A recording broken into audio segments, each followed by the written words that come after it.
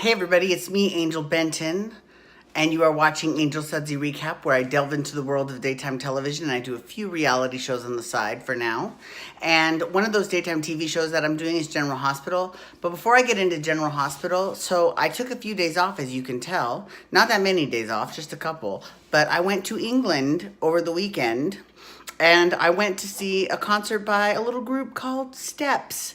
And I was very excited. It was a great time. I had a blast. My first night there, Friday night, I had so much fun.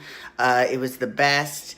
And I went to the concert the next day. Oh my God, and they had Blue there. Blue is another group that it was really big in England that didn't do so well in the United States, but they didn't do as good as Steps. Steps at least had one big hit with One for Sorrow. That Blue didn't even get that, so. But they're hot and they can sing and they are great. They are fantastic. The only drawback to the Steps show, well, there was a few drawbacks, but I'll talk about that later. I'm trying not to think about that. But one of the drawbacks was that Lee Latchford Evans was not there. But I came up with an idea. I mean, I think that they should all have swings. I really do. If you think of Steps as being like a musical, I mean, like you would put the understudy on, right? I mean, and they've got Lee Ryan from Blue. His name is Lee. He could play Lee. I mean, at least for like 5, 6, 7, 8 Neon Blue and Say You'll Be Mine, right? The songs where Lee actually sings. That would be, he doesn't have to do the whole show. I'm sorry. I think that they should do that. That's how I feel, but. It was a great show, though. It was a wonderful concert. Apparently, though, it's more like apparently they have 2 tours. They do, and they alternate between doing an arena tour and then doing a summer show. And this was a summer show, so it wasn't as big or as lavish as an arena tour. It was a little bit LA County Fair-ish, a little bit. But it was okay, though. I didn't care. It was great. It was fucking great. They were all awesome. They sounded great, the 4 of them. It was great. And Lee was missed. He was missed very much. So, but it was great. It was wonderful. Okay.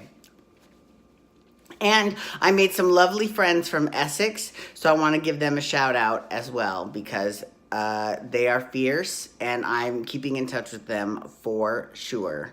Okay. So let's talk about General Hospital. Okay. So this week on General Hospital, Ava is starting to see the repercussions of blackmailing Sonny into keeping Avery, which was that Griffin found out, and Griffin was really pissed off. But see, here's the thing. Griffin, don't get so pissed off. Because he was like, I would have testified that that old man would not have been a harm to anyone. And she was like, really? Can you guarantee me that? Really? Because he disappeared with my daughter. Because Mike, thinking that Avery was Courtney, took Avery to the horses, the stables, and then they spent the night there.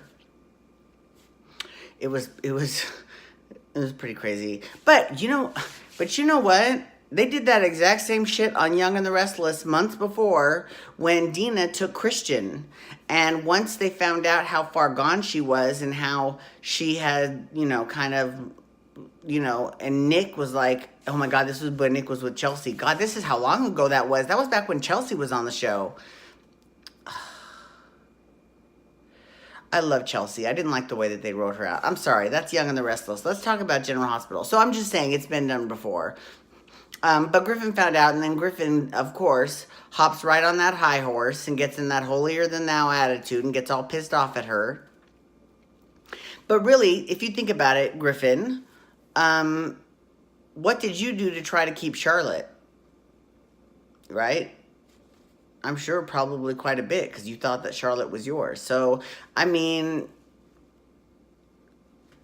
Ava's just doing what she has to spend time with her daughter.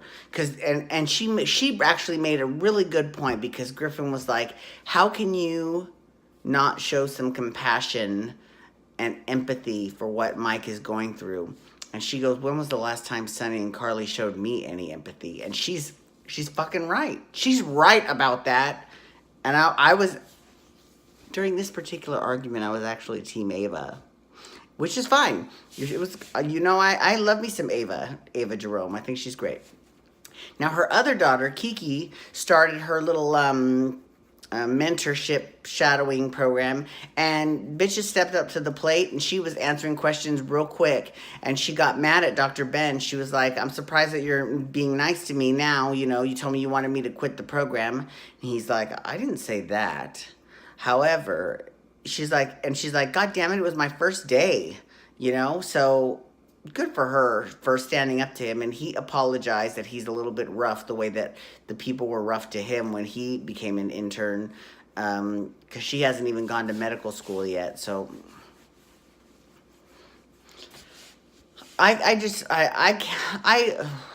yeah.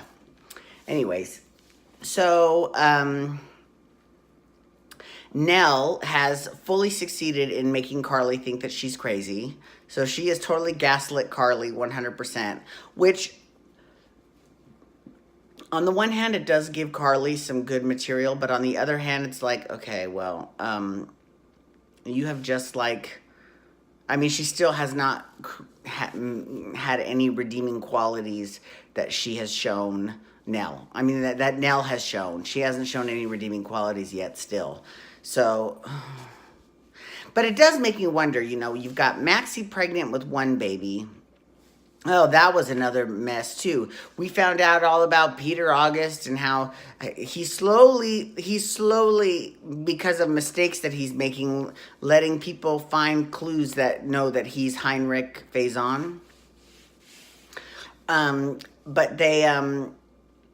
But that's another whole story. But before that, so you got Maxie who's pregnant, you've got Nelle who's pregnant, and you've got Lucas and Brad who want a baby.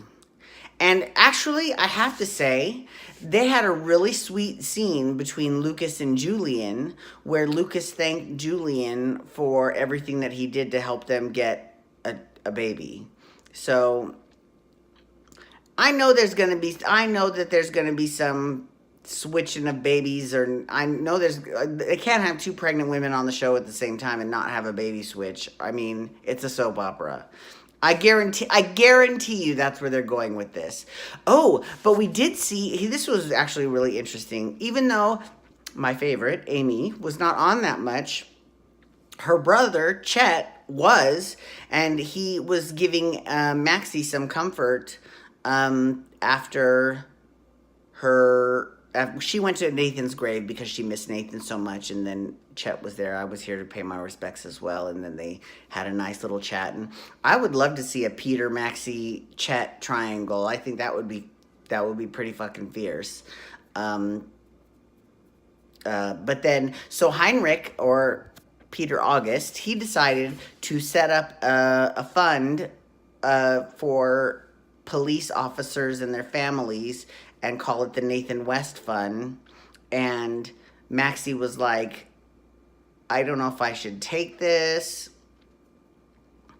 And, well, she doesn't know Peter set it up. She knows Heinrich Faison set it up. So, PK Sinclair. Well, PK Sinclair is the name that Cesar Faison used to use as a writer, and then Heinrich Faison took up the pen name and then wrote this book called The Severed Branch, all about, I don't want to say life in captivity, but his life growing up with Faison, and Maxie was like, I don't want anything having to do with him, blah blah blah. But the reality is she was like, it's gonna do more good than not do good. So I will accept this present, I'll accept this gift. And so that pleased Peter. He was very happy about that. Nina, though, is right. Nina, oh God, I fucking love Michelle Stafford. She is so fierce. I loved her as Phyllis, and I love her as Nina. And I loved her on Tribes way back in the day. But she is hot on Peter August's trail, and Curtis has found out quite a bit of information. So I'm very curious to see where this is going, because it looks pretty fierce. So I'm happy for this. So Anyways, thank you so much for logging on today. I do appreciate it. Please feel free to follow me on Twitter, Instagram, and Snapchat at Angel Benton. You can hashtag GH to talk General Hospital, or you can also hashtag RHOBH to talk The Real Housewives of Beverly Hills, which I'm doing next. So, and you can hit that subscribe button on my YouTube channel to get my YouTube videos sent to your email inbox every single day. And while you're there, you can look around that YouTube channel for my Storytime with Angel Benton series. Episode 3 is coming up very soon in Japanese. So, something to look forward to. All right, thank you so much for logging on. Have a great day. Peace out. Wubba, wubba, wubba.